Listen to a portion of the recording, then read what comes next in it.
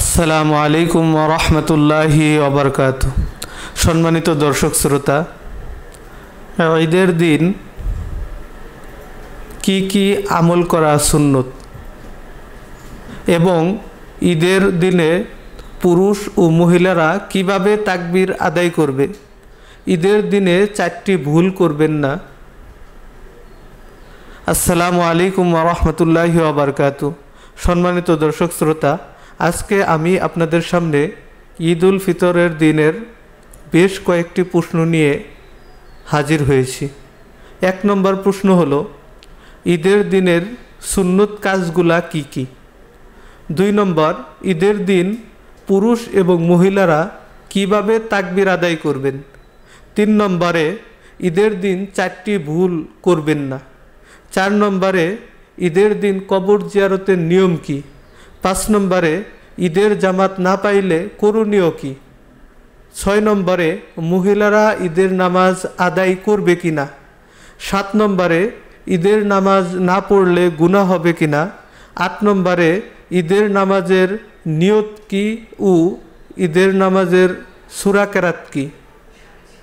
9 নম্বরে, ঈদের নামাজের তাকবীর কয়টি এবং কিভাবে আদায় করতে হবে। 10 নম্বরে, ঈদের নামাজের প্র্যাকটিক্যাল নিয়ম কি। 11 নম্বরে, ঈদের নামাজ শেষে মুনাজাতের নিয়ম কি বা কি বলে মুনাজাত করতে হবে। এই 11টি প্রশ্নের উত্তর নিয়ে আমি আপনাদের সামনে হাজির হয়েছি। সম্মানিত দর্শক শ্রোতা, সর্বপ্রথম প্রশ্ন ছিল ঈদের দিনের সুন্নত কাজগুলা কি কি। তো আসুন আমরা জেনে নেই ঈদের দিনের সুন্নত কাজ কি। 1 নম্বর, ঈদের দিনের সুন্নত কাজ হলো 13টি। 1 নম্বর কাজ হলো সকাল সকালে ঘুম থেকে ওঠা।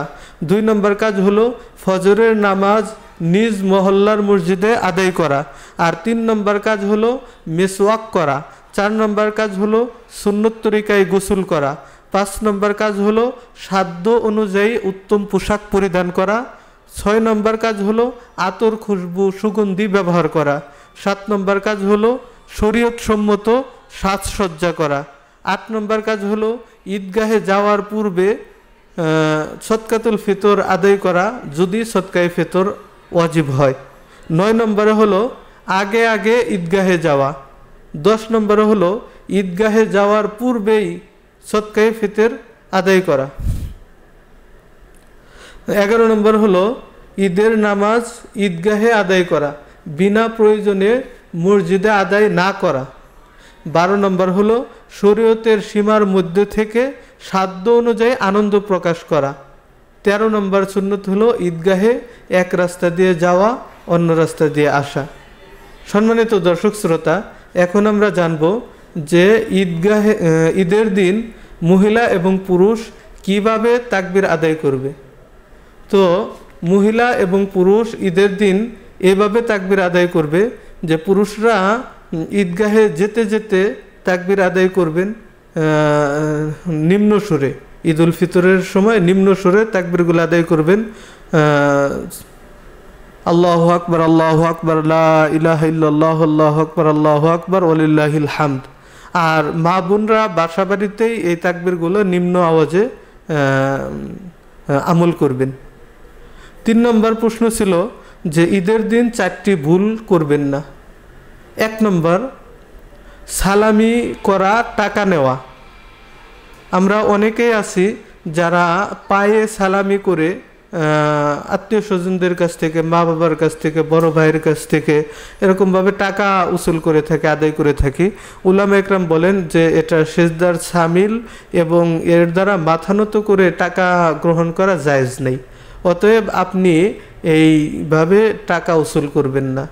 2 নম্বর যে ভুলটা আমরা করে থাকি সেটা হলো মা বাবাকে ঈদ মুবারক না জানানো তথা ঈদের দিন খোঁজখবর না নেওয়া। আমরা অনেকে এরকম আছি, আমাদের বন্ধু বান্ধবীদেরকে নিয়ে ঈদের দিন সারাদিন বিভিন্ন জায়গায় আমোদ প্রমোদ করি, ঘুরতে থাকি, কিন্তু মা বাবার খোঁজখবর নেই না। অতএব এই ভুলটি থেকে আমাদেরকে বেঁচে থাকতে হবে। 3 নম্বর যে ভুলটা আমরা করে থাকি সেটা হলো ঈদের দিন অতিরিক্ত গান, ঈদের দিন আমরা গান বাজনা করে থাকি, কিন্তু ঈদের দিন এই গান বাজনা থেকে বেঁচে থাকতে হবে। গান বাজনা করা যাবে না। আপনি গানের স্থানে গজল বাজাইতে পারেন বা কোরআন তেলাওয়াত শুনতে পারেন, সেটা আপনার জন্য উত্তম হবে। আর 4 নম্বর যে ভুলটা আমরা করে থাকি সেটা হলো ঈদের নামাজের পর আমরা একে অপরের সাথে কোলাকুলি করে থাকি, অথচ এই কোলাকুলি করার মূলত বিধানটা কি? কোলাকুলি করার মূল বিধান হলো যে যখন কোনো পরিচিত লোকের সাথে দীর্ঘদিন পরে দেখা সাক্ষাৎ হয়, তাদের সাথে আমরা সালাম মুসাফা করব, কোলাকুলি করব, এটা হলো বিধান। কিন্তু দেখা যাচ্ছে যে ঈদের আগে আমরা তাদের সাথে সালাম মুসাফা কোলাকুলি করছি এবং ঈদের নামাজের পরও এটাকে আমরা বাধ্যতামূলক করে নিয়েছি, অথচ এটা একটা বেদাত আমল। এই আমল থেকে আমাদেরকে বিরত থাকতে হবে। 4 নম্বর যে প্রশ্নটি ছিল, ঈদের দিন কবর জিয়ারতের নিয়ম কি? তো সম্মানিত দর্শক শ্রোতা, ঈদের দিন কবর জিয়ারতের জন্য সর্বপ্রথম আপনাকে ভালো করে ওযু করে পাক পবিত্রতা হাসিল করে তারপর কবর গিয়ে সর্বপ্রথম কবরবাসীদেরকে সালাম দেওয়া। আসসালামু আলাইকুম ইয়া আহলাল কুবুর ইয়াগফিরুল্লাহু লানা ওয়া লাকুম ওয়া আনতুম সালাফুনা ওয়া নাহনু বিল আসার। আপনি এইভাবে সালামটি দিতে পারেন এবং সালাম করার পরে কুরআনুল কারীম খতম করার যে বিধান, অর্থাৎ সূরা ফাতিহা একবার এবং সূরা ইখলাস 3 বার পাঠ করতে পারেন। এর সাথে সাথে অন্য যে 4 কুলের আমল আছে 4 কুল পড়তে পারেন। এর সাথে দুরূদ শরীফ পড়তে পারেন, যেমন নামাজের যে দুরূদটি আছে ওই দুরূদটি পড়তে পারেন, অথবা সাল্লাল্লাহু আলাইহি সাল্লাম ছোট দুরূদ শরীফ পড়তে পারেন। ইস্তেগফার আছে, যে কোনো ইস্তেগফার পড়তে পারেন। যদি পূর্ণ ইস্তেগফার না পারেন অন্তত আস্তাগফিরুল্লাহ আস্তাগফিরুল্লাহ এভাবে পড়তে পারেন। এবং এভাবে আমল করার পর আপনি এরকমভাবে মুনাজাত করতে পারেন, কবরবাসীদের জন্য দোয়া করতে পারেন। তো এভাবে দোয়া করলেন, দোয়া করার সময় এরকমভাবে বলতে পারেন যে আল্লাহ, এ যাবৎ যা কিছু পড়লাম এই কবরবাসীদের প্রত্যেকের রুহের মধ্যে হাদিয়া পৌঁছে দেন, এবং বিশেষ করে যেই মাইয়াতের উদ্দেশ্যে, যেমন মৃত কি আপনার মা বাবা দাদা দাদি নানা নানি শ্বশুর শাশুড়ি পাড়া প্রতিবেশী ভাই বোন আত্মীয় স্বজন যার কবরকে কেন্দ্র করে উদ্দেশ্য করে গেছেন, এরকমভাবে তার জন্য মাগফিরাত কামনা করা এবং নিজের জন্য মাগফিরাত কামনা করা যে আল্লাহ আপনি আমার জীবন যৌবনের সমস্ত গুনাহ মাফ করে দেন, হালাল পথে থাকার তৌফিক দান করে দেন, ঈমান নিয়ে কবরে যাওয়ার তৌফিক দান করে দেন। এরকমভাবে প্রত্যেকেই নিজ নিজ অবস্থান থেকে দোয়া করে পরিশেষে সুবহানা রাব্বিকা রাব্বিল ইজ্জাতি আম্মা ইয়াসিফুন ওয়া সালামুন আলাল মুরসালিন আলহামদুলিল্লাহি রাব্বিল আলামিন, এই দোয়াটি পরে মুনাজাত শেষ করতে পারেন। আর 5 নম্বর যে আমাদের প্রশ্ন ছিল, ঈদের জামাত না পাইলে কি করবেন? আসলে ঈদের নামাজ জামাত না পাইলে আর কিছু করার থাকবে না, কারণ ঈদের নামাজ একা একই পড়া যায় না। তো এক্ষেত্রে এমন কপাল পোড়া হওয়া যাবে না যে বছরে একটি ঈদ আর এই ঈদের দিন আমি ঈদের নামাজটাই পড়তে পারলাম না। আসলে এটা একটা কপাল পোড়ার আলামত। তো এর থেকে বাইসে থাকতে হবে এবং পূর্ণ সতর্ক থাকতে হবে, ঈদের নামাজ জামাতের সাথে আদায় করতে হবে। 6 নম্বর যে প্রশ্নটা ছিল যে মহিলারা ঈদের নামাজ পড়বে কিনা, যে হাদিস শরীফের মধ্যে যদি আমরা তাকাই তাহলে দেখতে পাই যে নবী করিম সাল্লাল্লাহু আলাইহি সাল্লাম ঈদের দিন সাধ্য অনুযায়ী উত্তম পোশাক পরিধান করতেন এবং স্ত্রী কন্যাদেরকে নিয়ে ঈদগাহে যেতেন। তো যদি আমাদের দেশে এরকমভাবে প্রচলন থাকে এবং পর্দার সাথে নামাজের ব্যবস্থা থাকে, তো এক্ষেত্রে মহিলারা ঈদগাহে গিয়ে ঈদের নামাজ আদায় করতে পারে, তবে যাওয়ার সময় অবশ্যই তাদের সাথে মাহরাম পুরুষ থাকতে হবে। তো যদি সম্ভব না হয় তাহলে আমরা বাড়িতেই এরকমভাবে দুয়ার আমল করতে থাকবো, ইস্তেগফার করতে থাকবো ইত্যাদি। আর 7 নম্বর যে প্রশ্নটি ছিল, ঈদের নামাজ না পড়লে গুনাহ হবে কিনা? হ্যাঁ, অবশ্যই ঈদের নামাজ না পড়লে আপনার গুনাহ হবে, কারণ ঈদের নামাজ এটা একটা ওয়াজিব নামাজ, আর ওয়াজিব তরক করলে অবশ্যই সে গুনাহগার হবে। আর 8 নম্বর যে প্রশ্নটি ছিল যে ঈদের নামাজের নিয়ত কি ও সূরা কি? তো ঈদের নামাজের নিয়ত যদি আপনারা আরবিতে করতে চান তো এক্ষেত্রে এভাবে আরবিতে করতে পারেন, নাইতু আন উসাল্লি লিল্লাহি তাআলা রাকাতাই সালাতুল ঈদুল ফিত্রি মা সিত্তাতি তাকবীরাতিন ওয়াজিবুল্লাহি তাআলা মুতাওয়াজ্জিহান ইলা জিহাতিল কাবাতিশ শরীফাতি আল্লাহু আকবার। যদি আরবিতে না পারেন তো এভাবে বাংলায় করবেন যে আমি পবিত্র ঈদুল ফিতরের 2 রাকাত ওয়াজিব নামাজ অতিরিক্ত 6 তাকবীরের সাথে কিবলামুখী দাঁড়িয়ে ইমামের পিছে আদায় করতেছি, আল্লাহু আকবার। হ্যাঁ, এবার আসুন যে ঈদের নামাজের সূরা কি। ঈদের নামাজের সূরা হলো প্রথম রাকাতে সূরা সাব্বিহ ইসমা রব্বিকাল আলা, অর্থাৎ সূরা আলা যেটা, এই সূরা আলা পড়া, এবং দ্বিতীয় রাকাতে সূরাতুল গাশিয়া, যেমন হাল আতাকা হাদিসুল গাশিয়া, এই দুইটি সূরার কথা হাদিসের মধ্যে আসছে। তো এই দুইটি সূরা ঈদের নামাজের জন্য সুন্নত কেরাত। তবে যদি কেউ না পারেন তো সেক্ষেত্রে যে কোনো সূরা দিয়েই আপনি ঈদের নামাজ আদায় করতে পারবেন।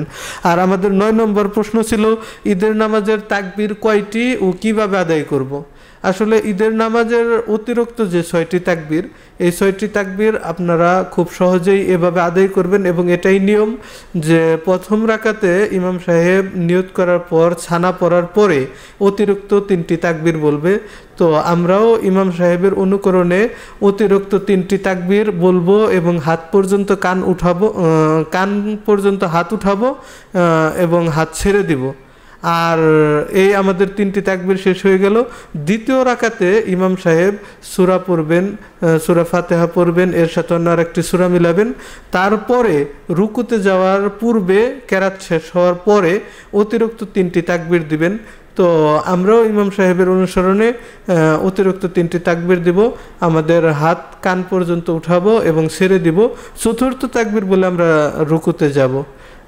আর ঈদের নামাজের প্র্যাকটিক্যাল নিয়ম তো আমাদের ভিডিওগুলোর মধ্যে আমরা এগুলা দিয়ে দিছি, আপনারা সেখান থেকে দেখে নেবেন। আর 11 নম্বর যে প্রশ্ন আমাদের ছিল যে ঈদের নামাজের মুনাজাত কিভাবে করব। তো মুনাজাত আপনারা এভাবে করতে পারেন যে আলহামদুলিল্লাহি রাব্বিল আলামিন ওয়াসসালাতু ওয়াসসালামু আলা সাইয়্যিদিল মুরসালিন আলহামদুলিল্লাহি রাব্বিল আলামিন। তারপরে যে কোনো দোয়া, যেমন রব্বানা আতিনা ফিদ দুনিয়া হাসানা ওয়া ফিল আখিরাতি হাসানাতাও ওয়া কিনা আযাবান্নার রব্বিগফিরলি যামবি ওয়া লিওয়ালিদাইয়া ওয়া লিল মুমিনিনা ইয়াওমা ইয়াকুমুল হিসাব। এরকমভাবে আপনারা যে কোনো কোরআন হাদিসে বর্ণিত দোয়াগুলা পড়তে পারেন, এবং পরিশেষে আমাদের হৃদয়ের যে কথা, আমাদের মনের যে আকুতি মিনতি, আল্লাহর দরবারে যে চাওয়া পাওয়া, এগুলো আল্লাহর দরবারে পেশ করে আমরা সর্বশেষ সুবহানা রাব্বিকা রাব্বিল ইজ্জাতি আম্মা ইয়াসিফুন ওয়া সালামুন আলাল মুরসালিন আলহামদুলিল্লাহি রাব্বিল আলামিন এই আয়াতটি পড়ে মোনাজাত শেষ করতে পারি। আল্লাহ রাব্বুল আলামিন সবাইকে বুঝার এবং আমল করার তৌফিক দান করেন।